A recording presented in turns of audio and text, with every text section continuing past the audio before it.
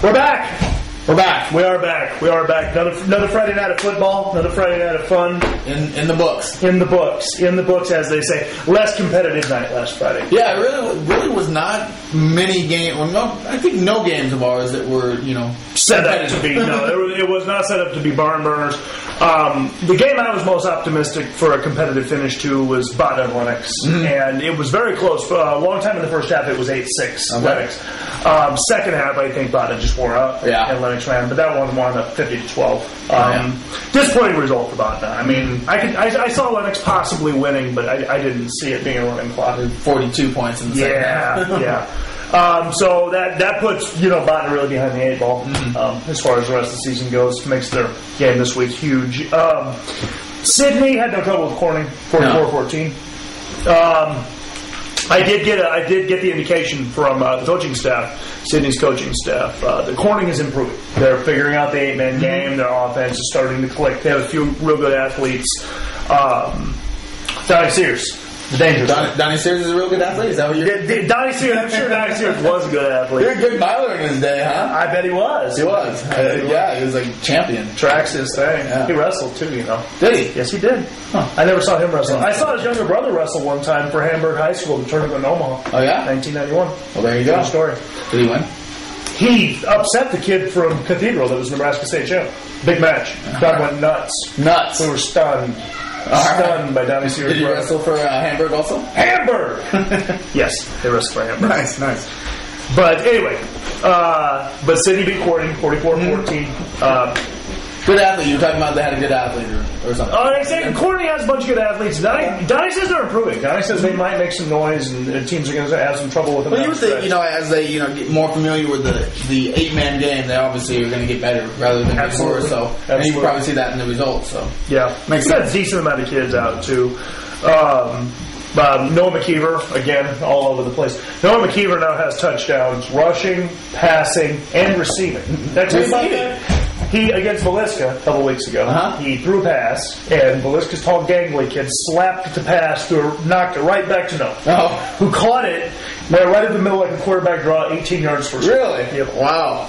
And he also returned a fumble or an interception for a touchdown. So now he has a receiving, rushing, passing, and return touchdown. Impressive. Now they do just put him on a kickoff or a punt return and let him get one that way, and maybe tackle for safety. Yeah. Drop kick a field goal. Exactly. Drop kick, Noah. Yeah, him catching that pass for a touchdown actually reminds me of a fun trivia fact. Lay it on me. Yeah, Brett Favre's first NFL completion was to himself. No kidding. Yeah. Got the same thing. He had it batted back, caught it, and so the first NFL completion did he get was to Brett Favre. Or did he get tackled in the backfield? He got tackled. Oh, he didn't get a touchdown like no. He's no Noah McKeever, believe me. So there's some similarities, but they play quarterback. That's about it. But good win for Sydney. They dominated. Mm-hmm. I don't think Donnie was completely happy with their play. I don't think he felt like they looked sharp. Right. They were much better. Well, they were also coming off a big game. That big win against Lennox at home and on homecoming. Yeah. So, there's a lot to that. Cam all over. Who did Cam play? Who did Cam play? Did they play Villisca? Yeah. Yep. Cam played Villisca. Yeah, Cam was all over Villisca, 56-12. It wasn't a competitive game, and it didn't figure to be, from the start. Cam's right there near the top of the district. They're probably looking to fight for that second spot with the loss out there. I went and checked out the first half of the Heartland Christian game. I know they're not in the district, but they are quarter conference representative this year, and they play day games. So on the way down to Tabor, I stopped off and watched a half. And they play at Iowa Deaf, I hear. They play at Iowa Deaf. They play at Iowa Deaf, and they played Arweva, and Arweva just beat the crap out of them. The Rockets. The Rockets.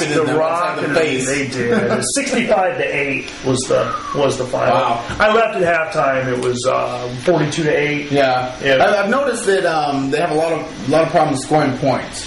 Yeah, they do. They don't score a whole hell of a lot of points, and that just really hurts your chances of. Yeah, in 8-man football, if you can only, I think 12 is about the most I've seen them score. If you can only score 12 points in a game, you're in trouble in 8-man football. Absolutely. Boyer Valley, shutout. Boyer Valley? Booyer, sorry. Sorry. He's a man would not be happy with the pronunciation. Jeremy. No. Very angry. Booyer Valley, 52-0 over Stanton. It's gonna be a long year for Stanton. Man. Long year for Stanton. They held Marshall to like 42 yards on 28 carries, just keying on him every play. Yeah, with 8-man schools and the population fluctuation and all that, there's going to be some ebb and flow with that, but it just doesn't seem right to see Stanton, on the losing end of scores like that. There was no fair to middling ground. They went from one of the best teams in the district to blammo. Mm-hmm. They lost everybody. Yeah. They lose Tyler Havram, it's all downhill from there. Tyler Havram, my favorite Stanton players of all time. Oh, yeah? I like that Tyler Havram. He stuck out. He's a good athlete. Yeah, he was a good athlete. All over the place. And then in 11-man football, East Mills quietly, silently ran their record. They're 3-1. I think them, kind of the same thing we were talking about with Corning, but the opposite. They're getting a little more used to playing 11-man football each week, and with that familiarity with the game, they're obviously improving every single week. So they've only allowed 4 games, 2 touchdowns. Wow, good defense. Yep, they had 2 shutouts in a row, and they beat Sloan Westwood 15-6. Wow, 15-6. So they're still not scoring in bunches, but when you only giving up 6 points. Yeah, they've given up 16 points in 4 games. 11 4 points a game. That's pretty good average. That's pretty good average. Not bad. A couple safeties each game. There you go. Not bad. There you go. I'm still waiting for a game to end something to 4. That would be nice. Something to 4. See if that ever happens. 2-point conversions. 2. Wait, is that possible? No. You can't. Oh, no. You got to get the touchdown first. You have 2 safeties. Yeah. Sympathy safeties.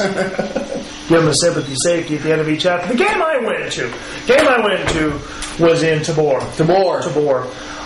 Fremont Mills and Essex South Page. Mm-hmm. And ESP.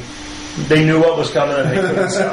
The final score was 75-16. Mm. But I gotta tell you, being there, the first quarter, I'm not going to call it competitive because it was 28 to 8 at the end of the quarter. There you go again. Impress the ladies with that. All the ladies, listen to my pants chime. First play of the game. Well, FM got the ball first. 2 plays in, they threw a pass to Clayton Wilson, and he knocked everybody out of the way and ran for a touchdown. They were bowling balls, pushing with bowling pins everywhere. So they kick off to Essex, South Page, ESP, as it were. Very first play from scrimmage. They run an option to the short side of the field, and Jacob Sunderman goes untouched, 60 yards down the sideline, leaving defenders in his way. Wow. Outran the whole defense. I have never seen a crowd, let alone a homecoming capacity crowd at FM. You could have heard a pin drop. You looked at FM's sidelines, you look at the crowd, everybody kind of looks at each other like, what just happened? And then Sunderman went in for the 2-point conversion, just like that. Take. Just like that. Now, FM scored immediately when they got the ball back. But Essex, their next drive, strung 3 first downs together, and on 4th down, deep in FM's territory, they missed about a 30-yard field goal. They didn't score, but they put 3 first downs together. They were running up the middle, getting 3-4 yards a chunk. Lane Bramer, Ironhead Lane Bramer, smashing into stuff. Sunderman going around the outside. I mean, they were having a little bit of luck here and there. Sunderman completed a long pass to Zach Daly, who beat his defender. Mercilessly. He did. Well, he did a stop and go. I mean, he got it backpedaling and then turned around and came back a few yards, and Sunderman hit him, mid-stride. 20, 30-yard pass. Yeah. They had success. I mean, you can't lose 75-16 and say you had a lot of success. Right. But I've watched FM. They play in the playoffs so much the last few years. I've watched them, 10 or more times in the last 3 seasons. I've never seen anybody with 60 yards for a touchdown, let alone a touch. Yeah. I haven't seen it happen. Right. And Jacob Sunderman ran away from him. It was really exciting. He's not generally known for his flat out speed. He's not a burner. I mean, he's quick, but I wouldn't call Jacob Sunderman a burner. He's fast. He's your third guy on your 4x100 team, but he doesn't run in the open. He's that type of speed. Right. And he left him. So, I mean, that's interesting looking at it because nobody could outrun FM like that last year. That's part of why they were so great. Because they were big and fast. Right. I'm not going to call FM slow. I don't think that's fair. But I don't think they're gifted with speed like they did last year. I mean, it's FM. Well, I mean, but we've been watching FM for 3 years now, so I mean, I think we can speak knowledgeably about them. And I know we're splitting hairs here, but if you have to split a hair with FM... Maybe not as fast as they're not as fast as I was just thinking when you said that FM scored, they got the ball back, scored. I was trying to think of the games I've watched in the last 3-4 years of them. There's been very few drives that they didn't score on. I mean, the very few drives that end up punt for them or turnover on downs. Most of them end up with them in the end zone. So, well, those were one-play drives. Clayton Wilson scored 7 touchdowns in the first half. Now, the first half, when they tried to run on the guys, Essex did a real good job. They ran Mackenzie Lang a few times. They ran the younger Phillips kid a few times. They took shots with the quarterback. And they did all right. They did all right then, but on third down, they give it back to Wilson, and it just, it's like when you play Tecmo Bowl in middle school. You had Bo Jackson. Anybody would touch him, you just jiggle the joystick, everybody would fly off. And that's kind of what Clayton was doing. He's jiggling the joystick, shaking it around. But 75-6, so FM remains unbeaten. That's, 20 in a row in the regular season. It's a lot. Yeah. It's a lot. It's a good run. It's more than 11 team. Yeah, they got stamped next week, so I think that's probably going to continue. Pretty safe to assume. Absolutely, but I think that wraps up. Last week's games, doesn't it? I think it does.